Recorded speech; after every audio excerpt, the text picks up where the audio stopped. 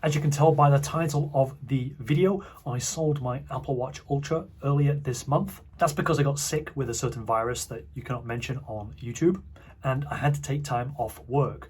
Now, because I'm a freelancer, obviously if I don't work, I don't get paid, and I also don't get to claim any sick pay. Bummer. Once I accounted for how much money I lost, I knew I had to claw back those losses. One way to do that was to sell my Apple Watch Ultra, and I did not hesitate. A voice in my head said, and you know what? That voice, my voice, was right. I didn't need my Apple Watch Ultra anymore, but the 12-year-old kid in the subway station that I sold it to certainly did. Sure, it looks modern, it's larger, has character, has a superb battery, and it does the auto login that for some reason this SE just decided to not do anymore for reasons. But ultimately, I wasn't doing anything that different with the Apple Watch Ultra versus my SE. And while I had both watches, I used this one just for sleep tracking. Now, sure, I'm not a base jumper, I'm not a deep sea diver, I'm not a trail runner or secret agent or astronaut millionaire, but some of us do buy such devices like an Apple Watch Ultra because it just looks different and it looks nice and it seems to play nice. And of course, it's an aspirational kind of device. And a lot of us normies, me included, are going to buy it simply for that aspirational lifestyle, but also because it does have a bigger battery. And that's one of the faults of owning one of the other kinds of watches. And it is larger. That's something that I've always wanted. And on top of all that, it's got the functionality of all the previous watches. So it seems like a win-win. Win.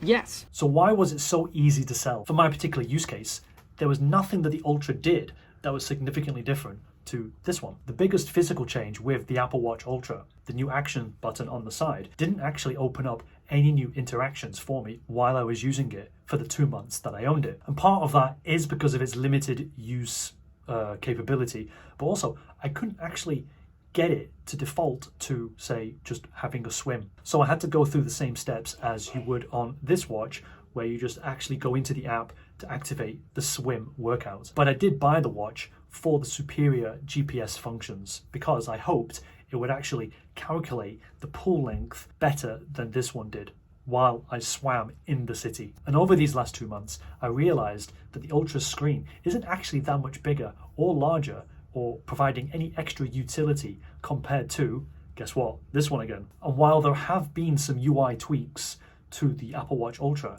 the information that you're given is basically the same, arranged in the same order. Little things started to compound as I owned it, and obviously needing to raise some extra cash was the final straw where I just realized, right, it's got to go. Even on the first day of getting this watch, after looking at all the promo videos, the reviews, I think those reviews, previews, when I put it on my wrist, my first thought was, oh, it could actually be bigger. And the border around the outside of the Apple Watch gives you the impression that it is actually more significant than it actually is. And that's in terms of use, because I actually have come to realize that the borders, there's two borders. You've got the black border of the pixeled screen, and then you've got the silver border on the outside.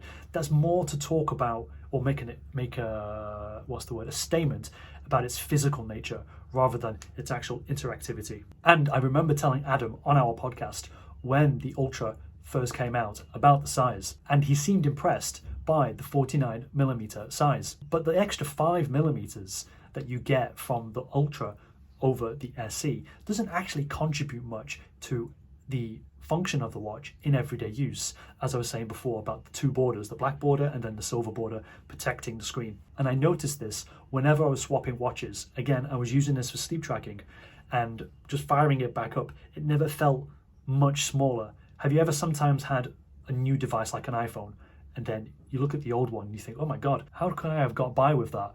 Well, I didn't get that kind of vibe when I went back down to this to go sleep or just use this in the house. So using them together day in, day out really brought home how little difference there is between the two screens. But I'm sure if you've never owned an Apple Watch, then this part doesn't matter. I'm sort of more speaking to those people who've already got another Apple Watch, whether it's a 40, 42, 44, and you want to make that jump to the 49. If anything, with my experience with owning Apple Watches, going from an Apple Watch Series 3 to what is effectively like a cheap budget Series 4 made the larger difference. Now, that was only a 2mm difference, but of course, Apple were quick to show the UI differences where they actually redesigned the newer, larger watches over the Series 3 watches, and not so with the Apple Watch Ultra, as I mentioned, and the newer animations don't actually factor in that much. On the processing side of things, it's not like I had to wait for the SE to do anything.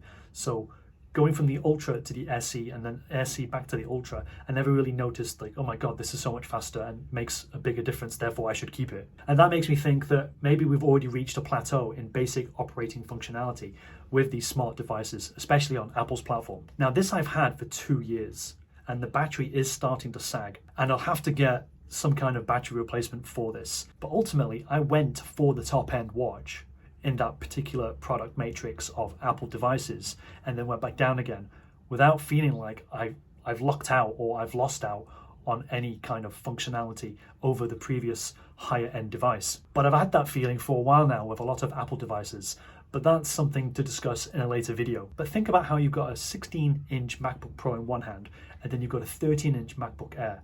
There are definitive differences between those two devices because one's got a larger screen and more ports, while the other is a cut down version of that larger device, and it's more significant. The same with the basic iPhone and the top end iPhone. Obviously, it's a bigger screen, a better quality screen, it's got more cameras, and it is faster in terms of playing games and things like that. But again, with basic functionality, there's no difference.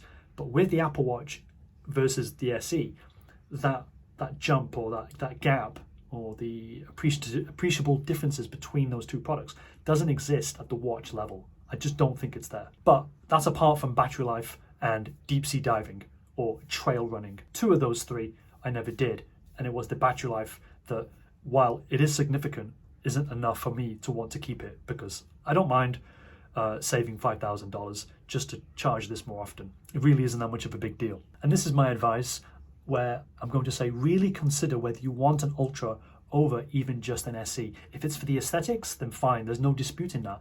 That's purely looking at the two devices on subjective terms and saying, boom, I want that because it looks nicer. And there's, without a doubt, the Ultra does look nicer than this. But I'm also proof that a downgrade hasn't frustrated me in any sort of way where I think, damn, I should have kept it.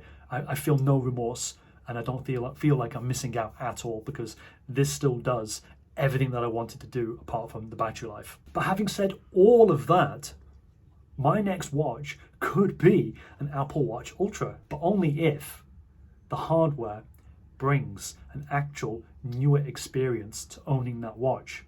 And for the long-time Mac fans, if you go back to say 2003, when Apple was struggling with processors, they had a 15-inch MacBook Pro, and then 1 year they brought out a 13-inch and a 17-inch.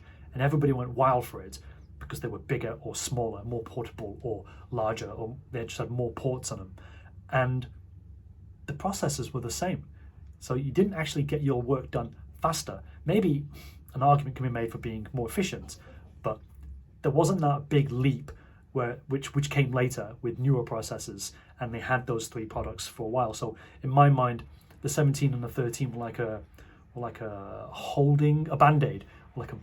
And I feel like this first iteration of the Apple Watch Ultra, now that I've used it, is sort of a band-aid where Apple haven't really brought out anything on the other 2 product lines, where you've got the SE and then the original Apple Watch series of watches. The Ultra has become, in my mind, like this beautiful distraction with some utility bolted onto it. So I'm really interested in knowing what they're going to do in the next version, and then that one might be the actual one to actually upgrade to, but importantly, keep. Otherwise, I could easily stay with just buying another iteration of the SE watch. Okay, those are my brief thoughts that I wanted to share with you. I hope you found those interesting, and I'll see you. No, you won't. All the YouTubers say that, but I will not see you in the next video. You'll see me in the next video.